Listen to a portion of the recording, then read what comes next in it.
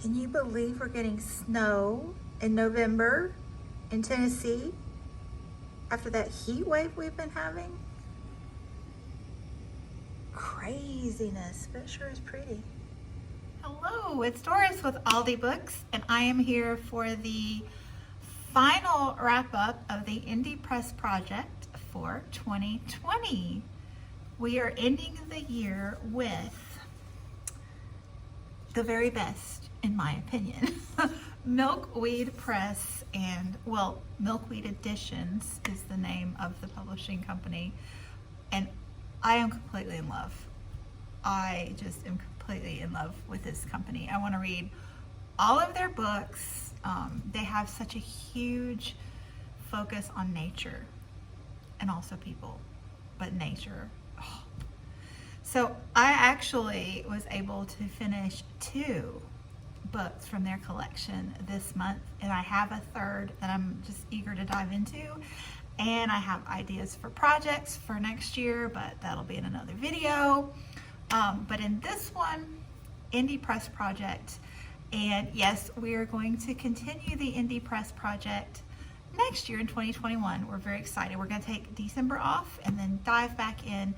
So if you don't know yet, if this is your first Indie Press project video, what we've done is chosen an indie press, small printing company, each month, and several of us have joined in, and we each read a book from that company, and on the last day of the month we put up a review video. Super simple, and I have just loved it. I've learned about so many companies and found a new favorite. Oh, I love them. So I'm just going to dive right in now to these reviews, and I think these books are so beautiful. They're so beautiful. So I think the best way to talk about these books will just be to read short excerpts from them. And both of these I vlogged about for Nonfiction November, so I will link those vlogs below if you haven't watched them and get more information about the books if you're interested.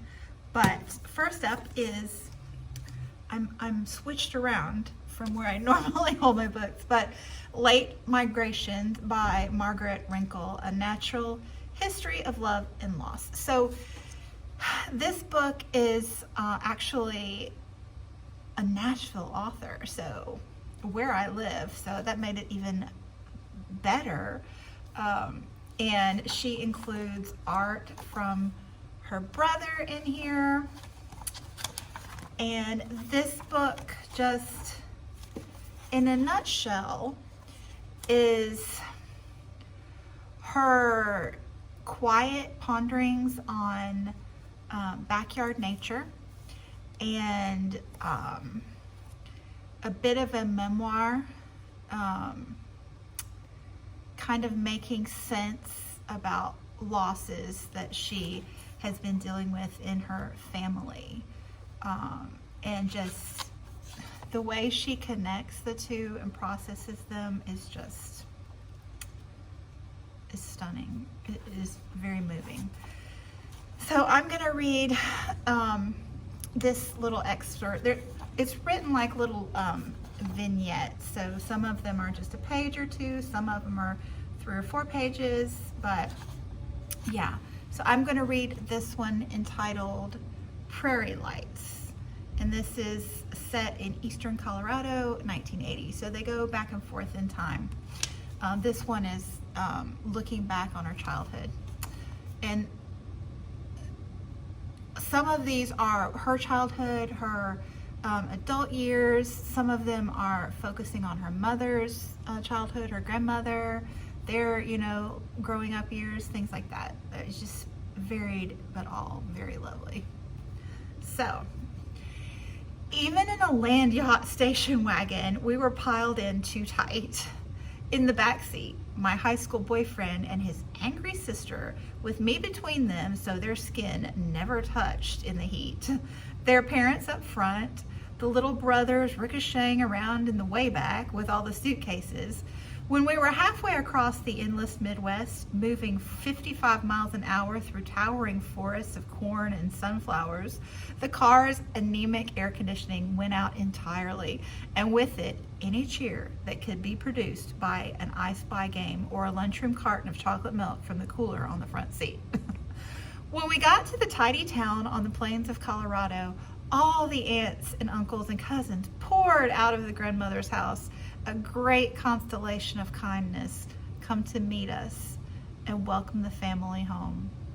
Someone mentioned that the Purses would be putting on a fine display the following night, and someone else offered to bring blankets to the clan's usual spot on the prairie. And my boyfriend's father explained that I, a child of the damp, congealed air of Alabama, had never seen a night full of stars like the one I would see that night in the high, thin air above the plains of Colorado. Though it was August, we had to put on sweaters when they woke us deep in the night. And though we were all still so tired from 2 days of driving in the heat, my boyfriend and his sister didn't quarrel, laughing instead to remember another childhood trip to see another meteor shower. And when we turned off the road onto the grass, the soil of the prairie was not at all flat and smooth, but jarred us till our heads bumped the roof of the station wagon. Everything surprised me. I understood that I understood nothing at all. And oh, the stars were like the stars in a fairy tale, a profligate pouring of stars that reached across the sky from the edge of the world to the edge of the world to the edge of the world. Even before the first meteor winked at the corner of my eye, I tilted my head back and felt the whole planet spinning, and instantly I dropped to the ground and hunted for something to hold fast to before the prairie tilted and tossed me into the black void that holds this tiny blue world. In silence, the family lay together, quilts set edge to edge. Across the grass, I could hear the mother still trying to coax one of the younger boys out of the car, telling him she would hold him tight, but he would not budge. "I'm too little," he said. "It's too big, and I'm too little." Oh my gosh. Isn't that just beautiful? Oh, the whole book is like that. It is just, this is stunning. And this, sorry, why am I filming backwards? This is also stunning. So this is another thing that Milkweed does is bring back editions that have been published, I think, by other houses. This one I'm not sure like if they published it originally, but this is the 25th anniversary edition, a gorgeous naked hardback. They put together some deckled edges, some gorgeous books. There's a ribbon in there. So this one is Indigenous Wisdom, Scientific Knowledge, and the Teachings of Plants. So this is the intersection of indigenous wisdom and scientific knowledge, and it's written through memoir and research studies, and it is just brilliant. The things she has to say about our world and how we can protect it through relationship. Like, we need to get back into relationship with nature, which, you know, I 100% believe in that concept. So yes, this really spoke to my heart. And again, just brilliant essays. This one is longer length essays, but you know, some of them are her childhood, some of them are with her children as a young mother, some of them are with her college students. A couple of my favorites, being that I'm a teacher myself, were her views as a young teacher and what she learned from her students her first year or two as a professor, and then seeing her again in the next essay as, you know, an experienced teacher of 20 plus 30, I don't know how many years in the future, but just seeing how she related to her students in both those stories, and how she had learned and grown herself was just tremendous. But I'm going to read another little excerpt from this one. So yeah, so beautiful. So this one is called Witness to the Rain. Shh from rain, pit, pit, pit from hemlock, bloink from maple, and lastly pop of falling alder water. Alder drops make a slow music. It takes time for fine rain to traverse the scabrous, rough surface of an alder leaf. The drops aren't as big as maple drops, not enough to splash, but the pop ripples the surface and sends out concentric rings. I close my eyes and listen to the voices of the rain. The reflecting surface of the pool is textured with their signatures, each one different in pace and resonance. Every drip, it seems, is changed by its relationship with life, whether it encounters moss or maple or fir bark or my hair. And we think of it as simply rain, as if it were one big thing, as if we understood it. I think that moss knows rain better than we do, and so do maples. Maybe there is no such thing as rain. There are only raindrops, each with its own story. Listening to rain, time disappears. If time is measured by the period between events, alder drip time is different from maple drip. This forest is textured with different kinds of time, as the surface of the pool is dimpled with different kinds of rain.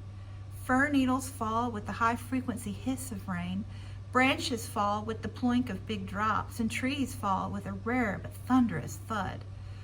Rare, unless you measure time like a river. And we think of it as simply time, as if it were one thing, as if we understood it. Maybe there is no such thing as time. There are only moments, each with its own story. I can see my face reflected in a dangling drop. The fisheye lens gives me a giant forehead and tiny ears. I suppose that's the way we humans are, thinking too much and listening too little. Paying attention acknowledges that we have something to learn from intelligences other than our own. Listening, standing witness, creates an openness to the world in which the boundaries between us can dissolve in a raindrop. The drop swells on the tip of a cedar, and I catch it on my tongue like a blessing. Yeah.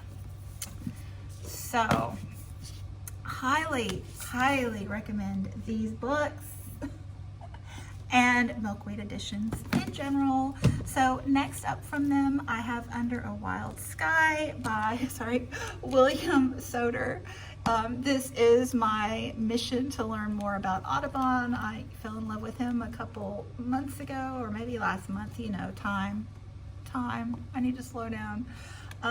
But yes, so this one was originally put out by North Point Press, but there is a new edition from Milkweed Editions that you can get, and it's really beautiful. So I'll keep you posted. I'm sure I'll be reading this soon, but yeah, so this has been a wonderful project. Thank you to Stephanie from Time to Read, ! For coming up with this great idea and spearheading it. I've loved every moment and looking forward to next year with all my other indie press project friends. So, and thank you so much for watching, and I will be back soon. Bye.